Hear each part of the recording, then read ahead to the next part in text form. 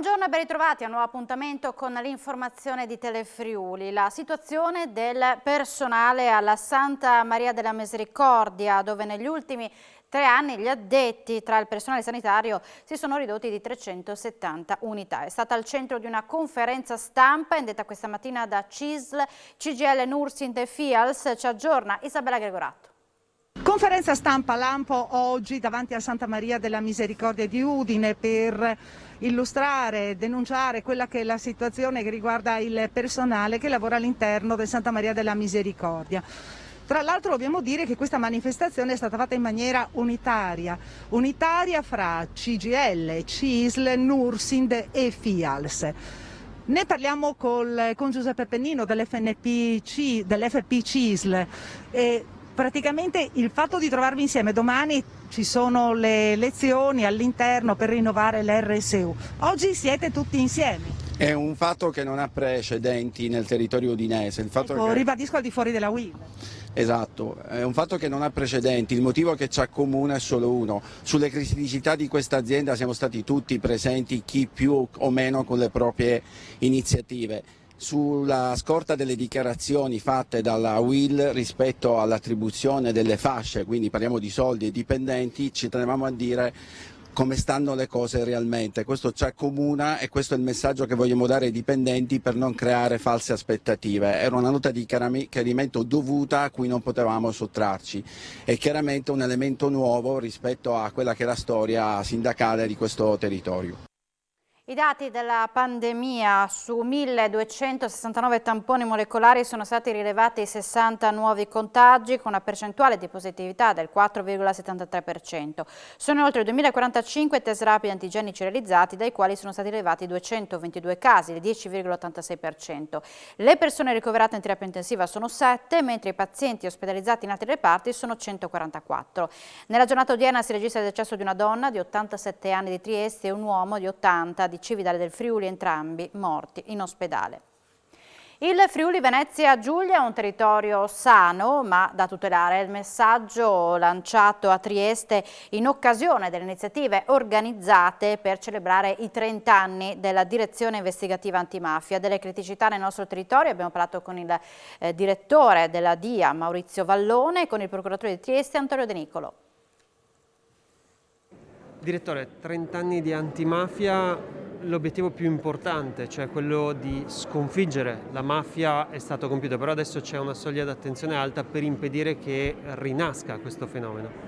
Ma le mafie non sono scomparse ovviamente nelle loro regioni d'origine, ma anche nel resto d'Italia e anche all'estero. Quello che dobbiamo fare in questi territori come il Friuli Venezia Giulia, dove le mafie non hanno mai attecchito, dove non ci sono stati scioglimenti di consigli comunali per mafia, dove le grandi operazioni si sono limitate a colpire degli insediamenti transitori per soggetti che stavano svolgendo traffici transfrontalieri, il nostro obiettivo è quello di evitare un radicamento delle mafie in questo territorio, colpire ciò che c'è in questo momento di micro criminalità organizzata, di traffici che si svolgono da qui a là della frontiera ed evitare che ci possa essere anche qui un radicamento poi che diventi difficile da eradicare. La mafia non uccide più e investe, lavora ormai con i computer con cui sposta somme di denaro enormi, lavora disinteressandosi delle forze di polizia e dei rispettivi confini di Stato. È bene che quindi le forze di polizia si attrezzino per essere competitivi con loro, sia dal punto di vista tecnologico che dal punto di vista della capacità di spostamento. Com'è la situazione del Friuli Venezia Giulia? Perché sembrava che la mafia dovesse arrivare, però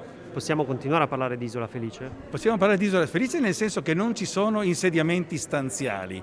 Qui non ci sono locali dell''ndrangheta, non ci sono insediamenti stabili della Camorra e di Cosa Nostra.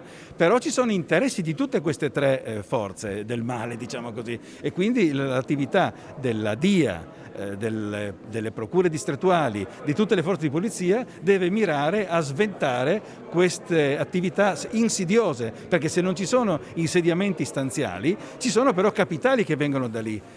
Io so che tutte queste organizzazioni criminali guardano con interesse agli investimenti che l'Europa sta dando alla nostra regione e la mia attività verso la polizia giudiziaria Guardia di Finanza, DIA, Polizia di Stato, Carabinieri, ogni giorno li sprona a non cessare mai di controllare con attenzione i flussi di capitali.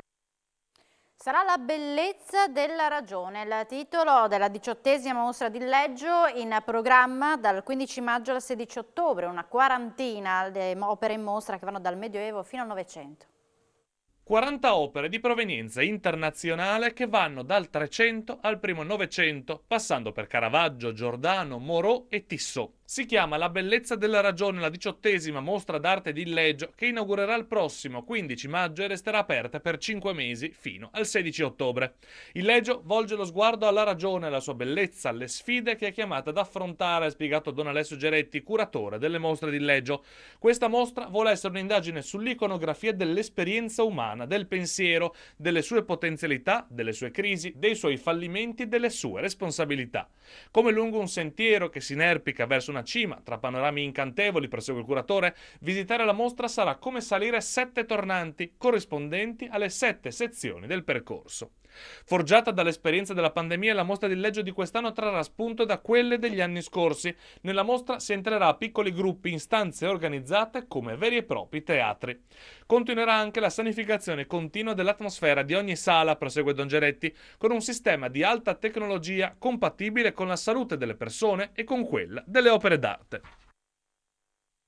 Volatili, cani e animali da cortile. In mostra a Blessano di Basigliano ieri per la mostra ornitologica e quella cinofila si sono svolte anche le premiazioni dei migliori allevatori.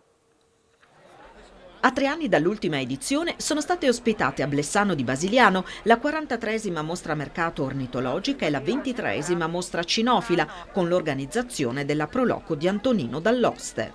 Diversi rappresentanti del Consiglio regionale intervenuti, i quali hanno sottolineato come la ripresa di un territorio passi anche attraverso una fiera. Da Blessano parte, secondo me, una visione di questo Friuli che, come al solito e come sempre, non si fa battere dalle difficoltà, ma si rimbocca le maniche, lavora e si incontra e fa festa. È una tradizione per molti paesi del nostro Friuli, è quella dell'allevamento, diciamo, di uccelli, di animali da cortile, insomma una forte tradizione che risale a tantissimi anni fa e che, come detto, a fianco anche un'attività economica e quindi voglio dire, la possibilità non solo di commercializzare questi animali, ma anche di una ricaduta sul territorio di tutta una serie di attività, perché la gente che viene si fermerà a mangiare, insomma, comprerà artigianato, gadgets, vede, insomma, questo bellissimo lembo del Medio Friuli e quindi anche un'operazione turistica.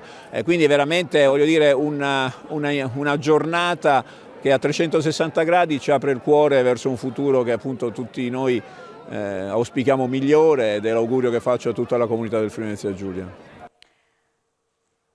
Lo sport che abbatte tutte le barriere, il basking è stato protagonista al Palasport Benedetti di Udine.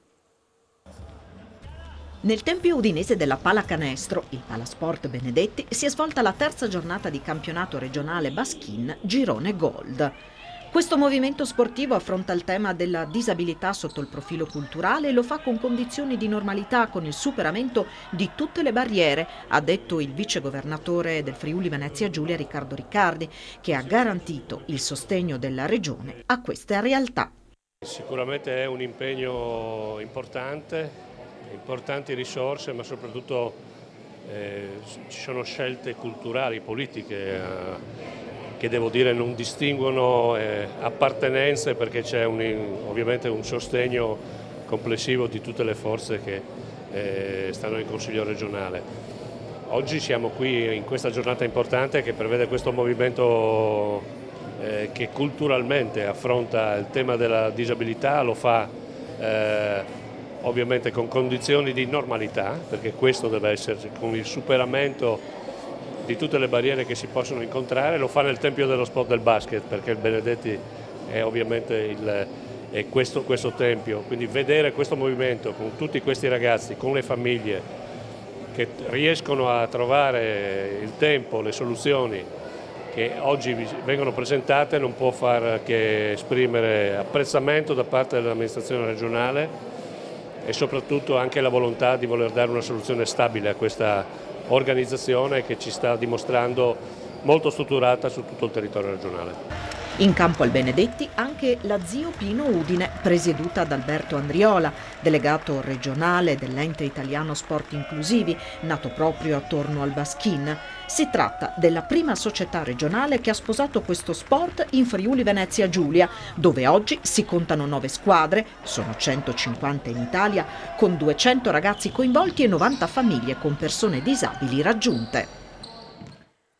Un'anziana di 96 anni, residente a Opicina, ha dovuto attendere oltre 10 ore prima di poter essere trasportata e visitata all'ospedale di Trieste, nonostante lancinanti dolori e le 3 chiamate effettuate al numero unico 112. Questa è la paradossale vicenda verificatisi il 28 marzo scorso, che hanno portato a scoprire una doppia frattura ad una costola al bacino ai danni della quasi centenaria signora. A denunciare l'episodio è stato il consigliere del gruppo misto Walter Zalucar, che sul tema ha presentato un'interrogazione alla giunta regionale. La pagina sportiva con l'importantissima vittoria di ieri per l'Udinese di Gabriele Cioffi, che affossa il Cagliari per 5-1. Ora sentiamo il tecnico dei bianconeri. Sono soddisfatto della mentalità che la squadra ha avuto. Venivamo da un percorso con atteggiamento e mentalità giusta e la nostra sfida di questi 15 giorni è stata quella di mantenere questo atteggiamento nella gara di rientro, e credo che l'abbiamo visto. Poi noi vogliamo essere riconosciuti dai nostri tifosi come una squadra che sputa sangue, e sputare sangue non vuol dire solo correre da gomitate, vuol dire anche giocare a calcio, vuol dire rendere orgoglioso chi ti guarda di ciò che vede e di ciò che in fondo lo rappresenta. Credo che oggi sia stata la vittoria della squadra. Bram rientra dopo un lungo periodo di stop e fa una grande partita, gioca Isaac e fa una grande partita, hanno fatto tutti una grande partita e sono convinto che la vera conquista di oggi è che l'atteggiamento della squadra è stato sempre solito, chi è entrato, chi è uscito, stesso filo conduttore, che è quello per cui lavoriamo. Siamo in chiusura, subito dopo la pubblicità, appuntamento con A Voi la Linea. Grazie per l'attenzione e buona giornata.